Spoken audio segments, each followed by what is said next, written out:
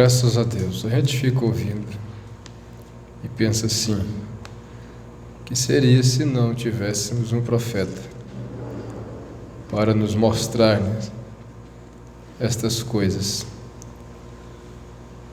Porque as pessoas não podem ver, as organizações não podem.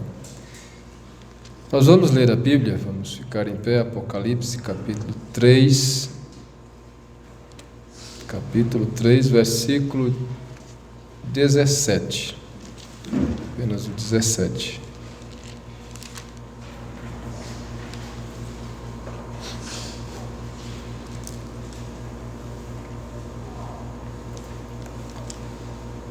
Como dizes, rico sou, estou enriquecido, e de nada tenho falta,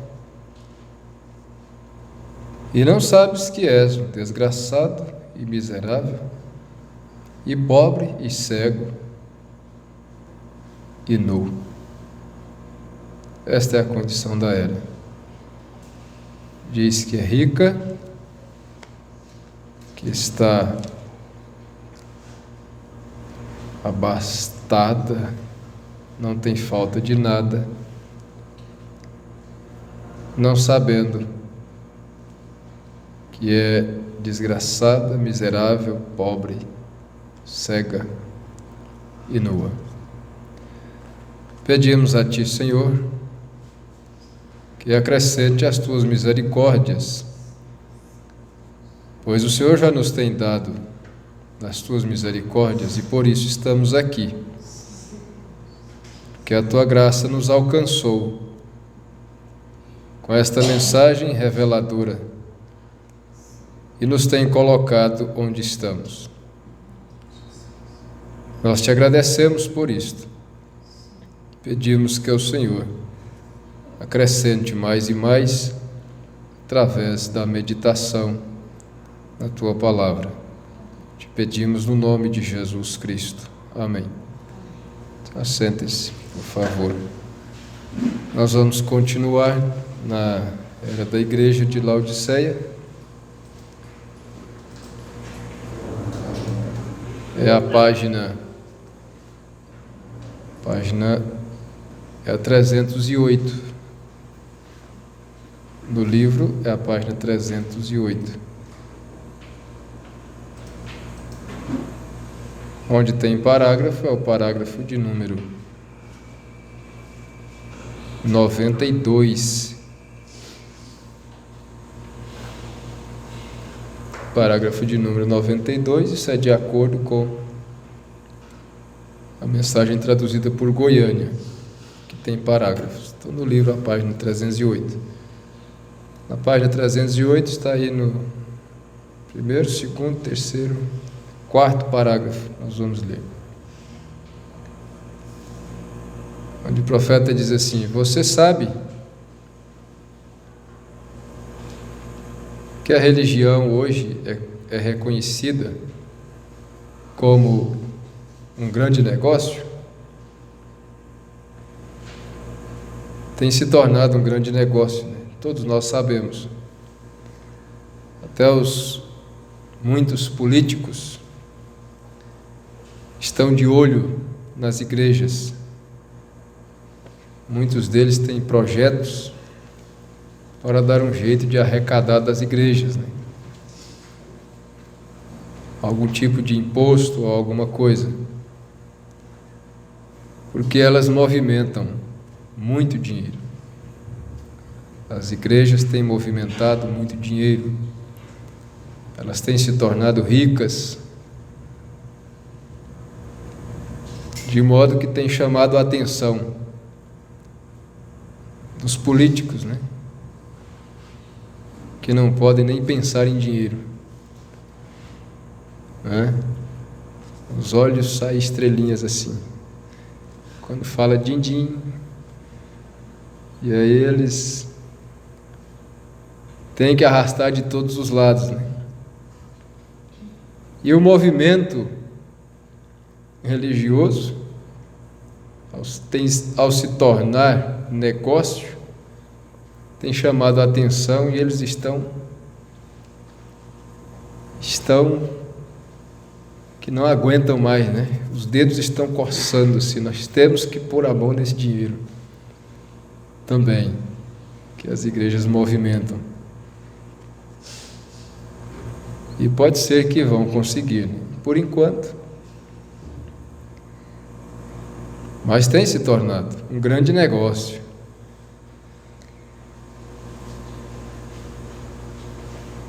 As igrejas, né? As pessoas cobram para ir aqui, para ir ali. Altos preços, né? Altos valores, despesas. E é assim. Existe, né, a coisa verdadeira. E como eu vi um companheiro dizendo, falando sobre ser pastor, mas é ser pastor de verdade, né? E ter muitas congregações, e viver viajando. Então, diz, tem pessoas que pensam que a gente vive fazendo turismo, o tempo inteiro na estrada, atendendo congregações, e elas pensam assim, está ganhando muito dinheiro. E ele confessou, disse, para vir aqui, onde nós estávamos, disse, para vir aqui eu tive que pegar R$700 emprestado de alguém para poder conseguir chegar até aqui. Pegar dinheiro emprestado. Mas no mundo denominacional, se o dinheiro não cair na conta lá primeiro, uma grande quantia, eles não vão a lugar nenhum, né?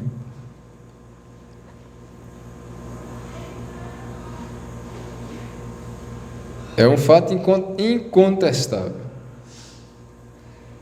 que eles estão colocando administradores de empresas nas igrejas para cuidar das finanças. Cresceu tanto que precisa administradores de empresa. É isto que Deus deseja? E então, dirigem como se fosse uma grande empresa, administradores, diretores e todos os tipos de sabedorias e programas de todas as formas,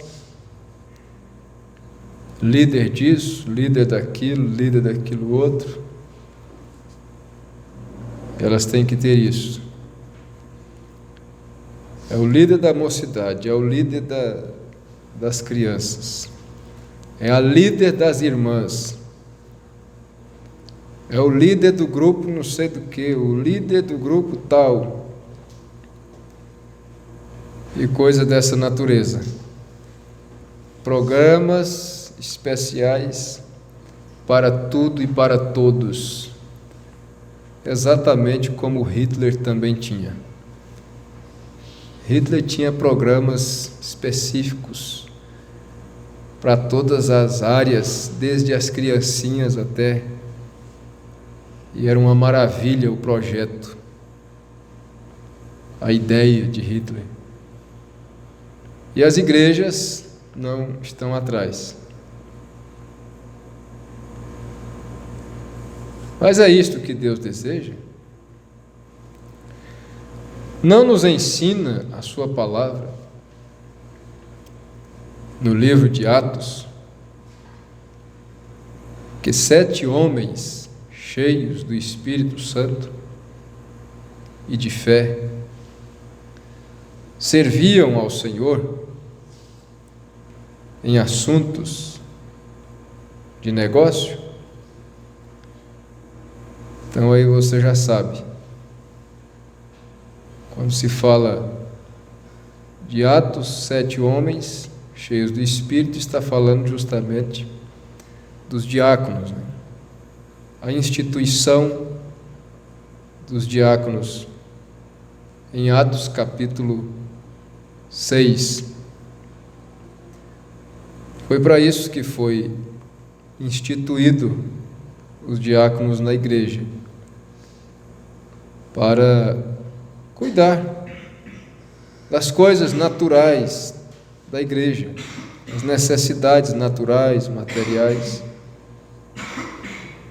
ali. À medida que começou a aumentar o número de crentes, né, de cristãos, começou a ter problemas. Porque o ser humano ele é problemático, cheio de necessidades, e aonde se ajunta um grupo, sempre surgem situações e tem que ter quem resolva. Então foi instituído ali. E o irmão Branham está trazendo, mostrando isso aqui, sobre essa questão, né? Outro dia eu ouvi uma pessoa mencionando, como é que é o nome do departamento? É, departamento mesmo. Departamento de casais na igreja. É só o que faltava. Quando um casal está com problema e tem uma necessidade de alguma coisa,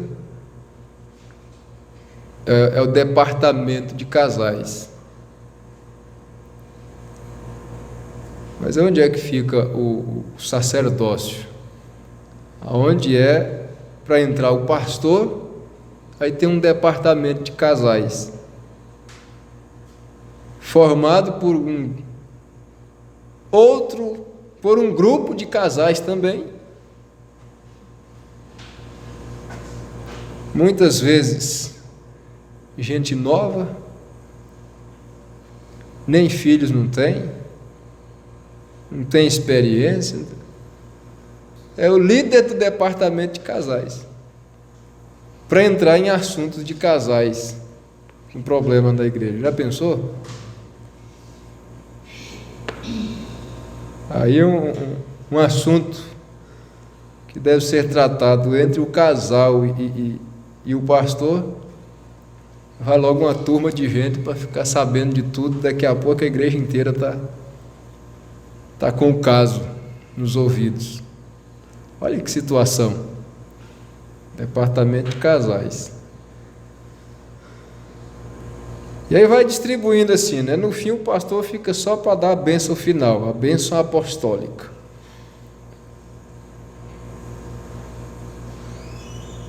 Como é que é? A graça de Deus, a comunhão do Espírito Santo e tal e tal. E todos digam amém.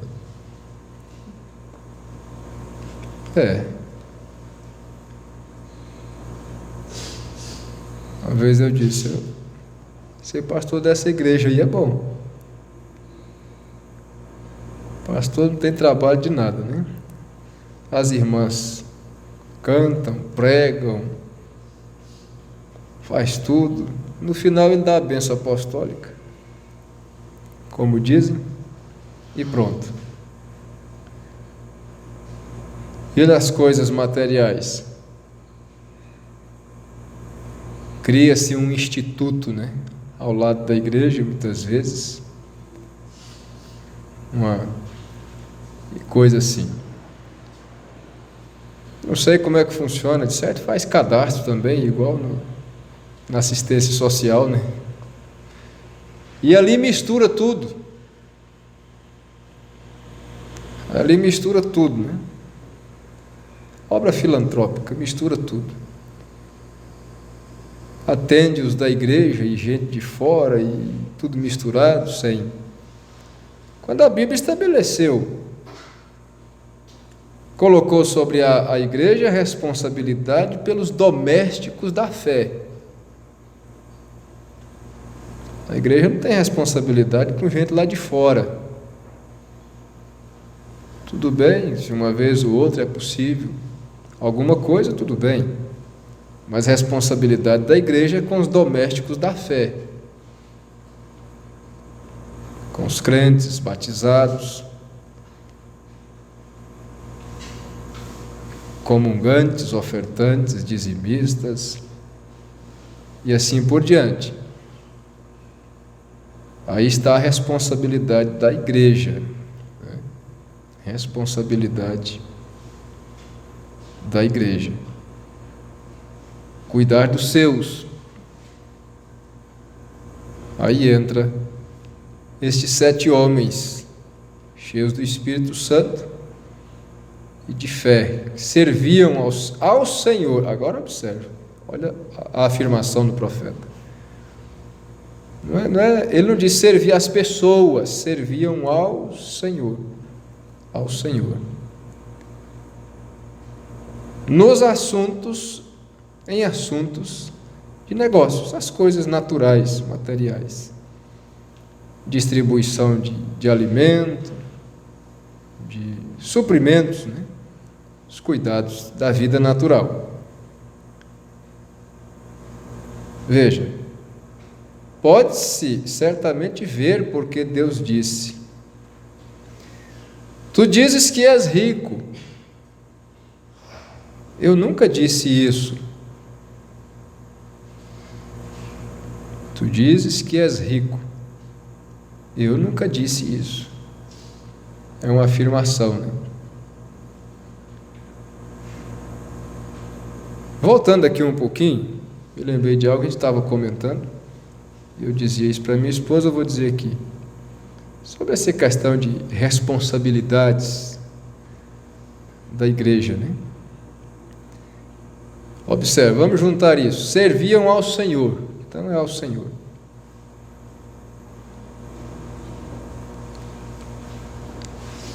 É uma coisa, não é correto, né?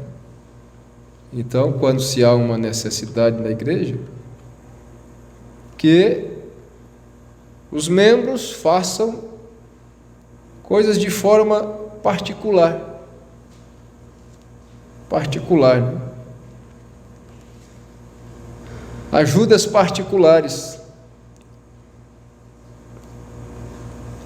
porque senão aí fica aquela coisa, é o irmão fulano que é bonzinho, é o fulano que é bonzinho, que ajuda, que faz, que isso. Então a forma correta, tudo é através da igreja, né? Se algum irmão vai ajudar outro irmão, que ele faça através da igreja, não lateralmente, para aparecer, né? Talvez, não, eu vou fazer escondido, mas no fim vai aparecer do mesmo jeito. Eu disse para minha esposa assim, só o fato, às vezes a pessoa pode parecer humilde, de bom coração e tudo, e não, eu não quero mostrar, faço escondido, mas só o fato de não ter a humildade de fazer através da igreja, já demonstra uma falta de humildade e algo errado, né? Nisso aí. E quando qualquer coisa é feita, como eu sempre tenho dito para qualquer um aqui, é a igreja, não é eu, né? A gente dá uma Bíblia, não é eu que estou dando a Bíblia, é a igreja que está dando a Bíblia para você. E outra coisa é a igreja, tudo é a igreja fazendo, ninguém em particular. Sabemos que o pastor Joaquim Gonçalves dispensou um lote do lado da igreja, né? Precisava aumentar a igreja, e tinha um lote ali do lado, estava à venda, e um irmão que tinha, né, como dizem por aí, tinha a bala, eu lá disse, pastor, pode comprar o lote aí que eu vou pagar. Para a igreja era muito dinheiro, mas para ele era mixaria, né? Pode comprar aí que eu vou pagar. O pastor disse, irmão, Você quer mesmo dar essa ajuda para a igreja? Quero, pastor, quero. É de coração, é. Então faz o seguinte, faz um cheque lá do valor, alguma coisa, coloca lá na oferta quando passar a salva lá na igreja. Você vai ajudar a igreja. Nunca apareceu. Foi até que se conseguiu aquele terreno onde a igreja é hoje, se construiu outra igreja, mas o lote lá do lado nunca foi adquirido, até onde eu sei, para a igreja. Então, coisas assim, né? Coisas dessa forma. A mensagem, ela não dá brecha, espaço para ninguém crescer. Homem nenhum destacar, não. É por isso que não suportam a mensagem. Por isso que denominações não suportam a mensagem. Grandes homens não suportam a mensagem. Porque eles têm que aparecer. E a mensagem não deixa. A mensagem diz, olha, aqui ela mostra, é Cristo e é Cristo e é Cristo. É Deus em Cristo, é Cristo na igreja. Pronto. E o que a igreja faz é Cristo fazendo, é Deus fazendo, e pronto. E é Ele, e assunto encerrado. E mais ninguém. Pronto, é por aí. Então vejam só. E tudo servindo ao Senhor. Todos servindo ao Senhor. Quando se serve aos santos, se serve ao Senhor.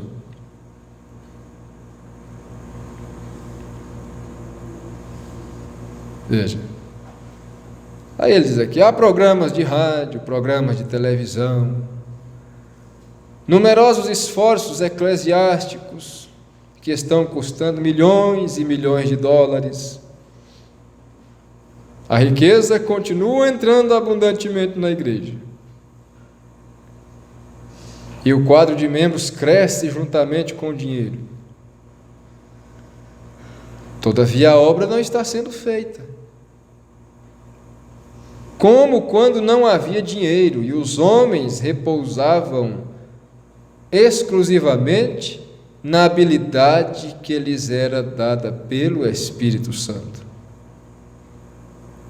Há pregadores pagos, assistentes pagos, ministros de música e ensino pagos, coros pagos, zeladores pagos, programas e entretenimento, tudo custando grandes somas.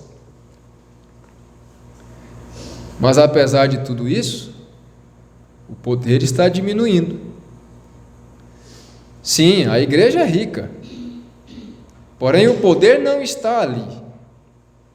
Deus move-se pelo seu Espírito, não pela quantidade de dinheiro ou talento na igreja. Agora quero lhe mostrar quão diabólica tem se tornado esta ganância por dinheiro. As igrejas têm feito tudo em busca de um quadro de membros, especialmente dentre os ricos. Em todo lugar há um apelo para tornar a religião tão atraente e empolgante, de modo que os ricos e cultos e todos que têm prestígio mundano entrem e sejam ativos na igreja. E nessa ganância de alcançar tudo e todos e conseguir direitos e coisas mais, olha o que é que eles estão obtendo agora, né? Marcha para Jesus. O outro lado já reivindicou. Se pode fazer marcha para Jesus, pode fazer marcha para Satanás também. Temos o direito. Se pode ter Jesus nas escolas, Porque as religiões estão brigando para introduzir. Se pode ter Jesus nas escolas, pode ter Satanás nas escolas também. Estão reclamando agora e querem os direitos deles. Os satanistas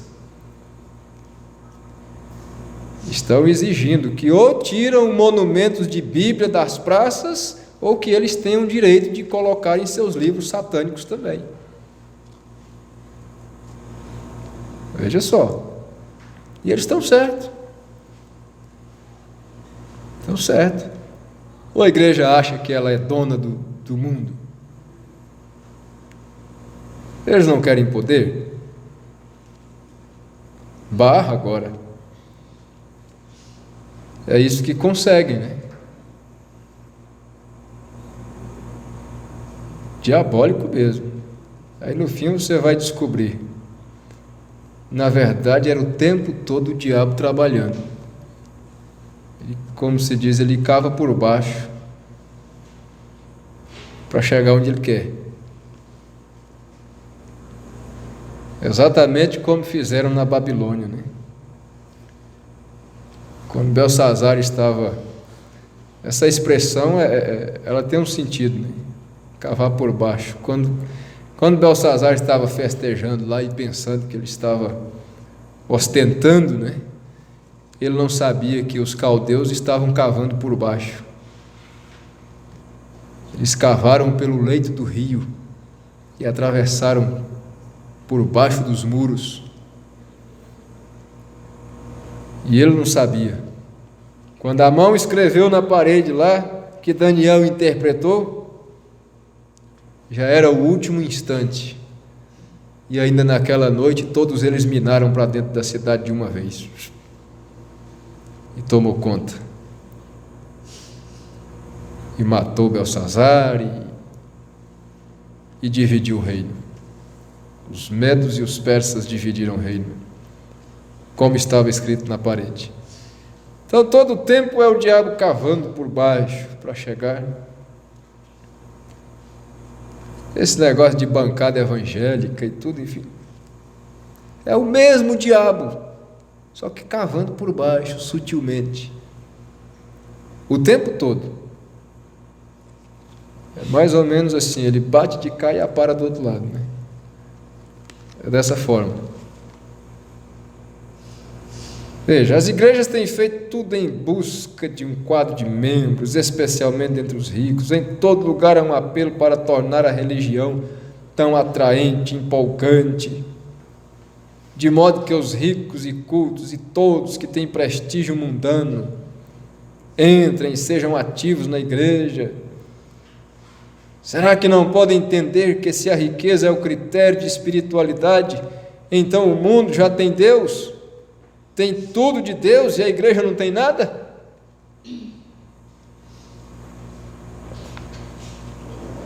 É uma coisa simples, né? Se o critério de espiritualidade é riqueza, é conhecimento, é ciência, é capacidade, então nós estamos pregando o que para quem? O mundo tem tudo isso. Então o mundo é que está certo. Então eles são os espirituais, né? Ora, que coisa! Diz, estou enriquecido. Isso literalmente significa, eu tenho riquezas espirituais. É o que está falando disso, riquezas espirituais. Isto soa como o milênio com ruas de ouro e a presença de Deus. Porém, eu me pergunto se isto é assim. É a igreja verdadeiramente rica nas coisas espirituais de Deus? Vamos examinar esta jactância laodicense do século XX à luz da palavra. Se a igreja fosse em verdade rica espiritualmente, sua influência seria sentida na vida da comunidade. Mas que tipo de vida exatamente estão vivendo estes assim chamados homens espirituais e influentes na comunidade? Nos subúrbios, nos bairros de melhor classe social, abundam a prática de trocar esposas, a prostituição e bandos de jovens furando festas e causando um tremendo prejuízo em danos ao patrimônio. A imoralidade tem atingido um nível ainda não superado em atos sexuais promíscuos, vício de narcóticos, jogos de azar, roubo e todo tipo de mal. E a igreja continua afirmando quão boa é esta geração. Continuam dizendo, né? Colinas é de Jesus, Tocantins é de Jesus, Brasil é de Jesus. É? Será que é mesmo? Continuam afirmando. Veja, quão boa é esta geração, quão cheias estão as igrejas, quão receptivos são até mesmo os nativos nos campos missionários. A igreja tem entregue as pessoas aos médicos, especialmente aos psiquiatras. Como ela pode falar com jactância a respeito de ser rica espiritualmente? É o que não entendo. Isto não é verdade. Eles estão falidos e não sabem. Dê uma boa olhada ao seu redor. Examine as pessoas enquanto elas passam. Será que você pode selecionar aqueles que têm aparência cristã nas multidões que vê? Observe como se vestem. Observe como agem. Ouça o que dizem. Veja aonde vão. Certamente deve haver alguma evidência real do novo nascimento entre todos aqueles que vemos passar. Porém, há poucos. Todavia, as igrejas fundamentais estão nos dizendo que elas têm milhões de salvos e até mesmo cheios do Espírito. Cheios do Espírito? Você pode chamar de cheias do Espírito mulheres que andam por aí com cabelos cortados e frisados, shorts e calças compridas, frentes únicas e bermudas colantes, todas pintadas como Jezabel? Cheias do Espírito? Estão cheias de espíritos, né? Como Paulo disse lá a Timóteo: levam cativo as mulheres nécias, carregadas de pecados, de tudo quanto é tipo de espíritos. Estão cheias não do Espírito, mas de espíritos. Sim, os 7 que estavam em Maria Madalena. É isso mesmo. Se estas são ataviadas em traje honesto, como convém a mulheres cristãs, eu detestaria pensar como seria se tivesse que presenciar uma exibição de desonestidade. Ora, eu sei que as mulheres não ditam as modas. Hollywood faz isso. Mas ouçam, senhoras, ainda se vende fazenda e máquinas de costura. Fazenda, tecido, né? Antigamente chamava tecido fazenda, não sei se hoje ainda chama. Eu acho que não, né? Chegar na loja aí e dizer, eu quero comprar uma fazenda. Eles dizem, não, como é que chama? A imobiliária é aí mais embaixo, corretor de fazenda. Mas antigamente chamava tecido de fazenda. Ainda se vende fazendas, máquinas de costura.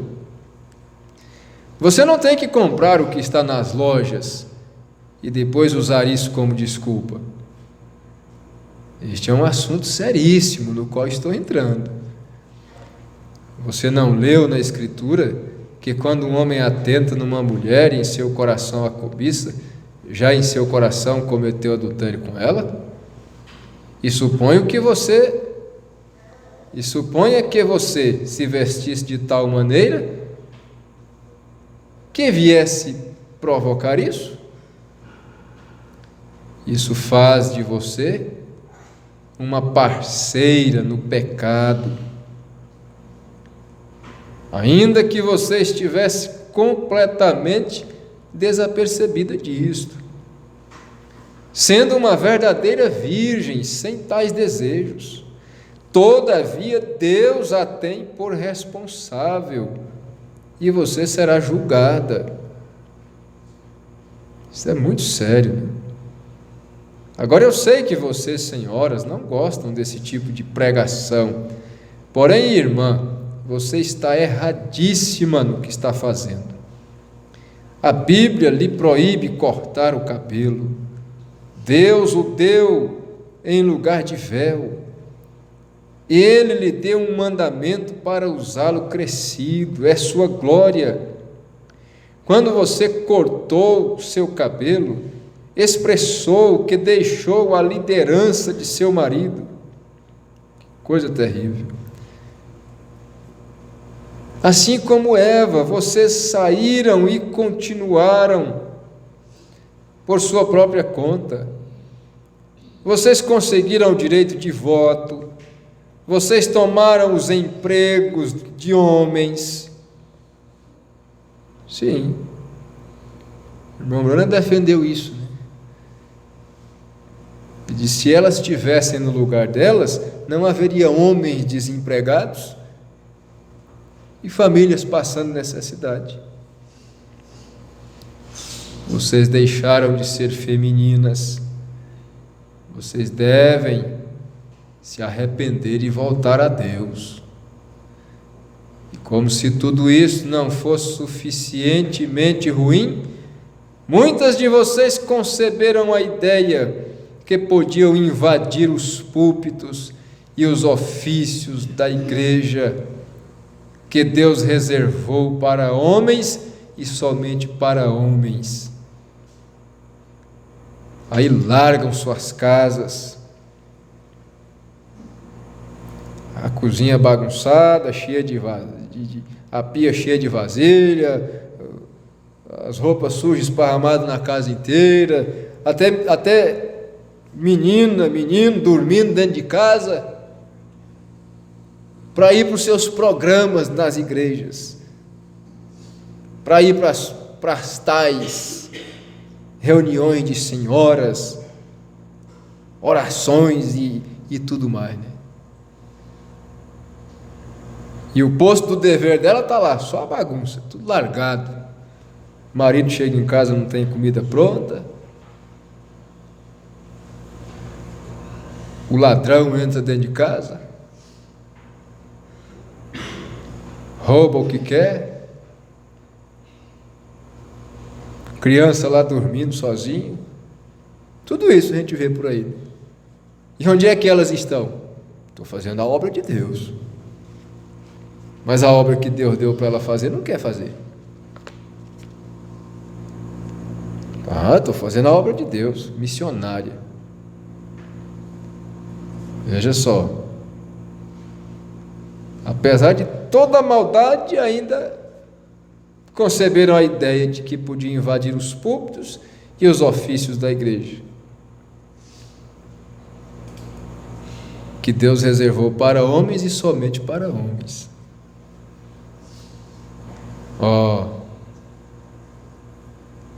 Agora toquei num ponto sensível, não é verdade? E o pior de tudo é que os homens simplesmente baixam a cabeça e pronto, né? Não são homens suficientes para ser o senhor da casa. Não tem moral para botar ordem na casa. Simplesmente. Bem, mostre-me um só lugar na Bíblia em que Deus alguma vez ordenou a uma mulher para pregar ou exercer autoridade sobre um homem, e eu pedirei desculpas pelo que disse. Você não conseguirá encontrar que eu esteja errado. Eu estou certo, porque permaneço com a palavra e na palavra. Se você fosse espiritualmente rica, saberia que é verdade. Não há nada verdadeiro senão a palavra, Paulo disse. Não permito, porém, que a mulher ensine nem use de autoridade sobre o marido. Você não pode assumir um lugar entre o ministério quíntuplo de Efésios 4 e não exercer autoridade sobre homens. Não tem jeito. Irmã, é melhor você dar ouvidos a essa palavra. Não foi o Espírito de Deus manifestando-se numa vida cheia do Espírito que ele disse para pregar, porque o Espírito e a palavra são um. Eles dizem a mesma coisa. Alguém cometeu um erro, alguém foi enganado. Desperte antes que seja tarde demais. Satanás enganou Eva, sua mãe. Ele está enganando as filhas agora. Que Deus possa ajudá-la. Nós vamos parar por aqui, né?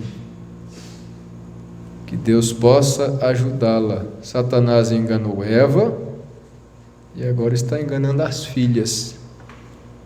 Enganando. Que cegueira, né? É tão simples ver. A ordem lá de Gênesis. Jesus sempre se referiu ao princípio. A ordem lá de Gênesis. O dever da mulher. Mas ela quer deixar o seu dever, deixar sua casa, deixar de ser a ajudadora do marido, deixar tudo para ir assumir um compromisso, um ofício em igrejas. Quão satânico é, né? Quão enganoso, quão enganosa é a morte, porque essa é a verdade, morte, muito enganosa.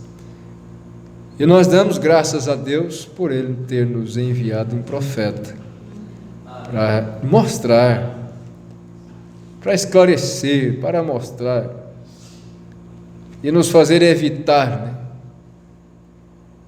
cair no abismo. Graças a Deus por isso. Senhor, nós te agradecemos. Nós simplesmente não somos suficientes para obedecer a Tua palavra em tudo como ela é. Nós falhamos em muitas coisas, mas uma coisa é certa, nós cremos do jeito que ela está ensinada. O Senhor enviou o profeta falou, nós cremos, nós vimos na Bíblia que está correto. Simplesmente te agradecemos e continuamos pedindo, nos ajude a nos posicionarmos, pelo menos dizer, Senhor, estamos aqui de pé, defendendo isto. Se falhamos, de todos os modos, nós continuamos a dizer que o que é certo, que o que é errado. Perdoa as nossas transgressões, que a Tua mão de misericórdia seja sobre nós, ao sairmos daqui nesta noite também. É a nossa oração, em nome do Senhor Jesus Cristo. Amém. Deus continue abençoando. Quinta-feira nos reuniremos para oração, se o Senhor nos permitir.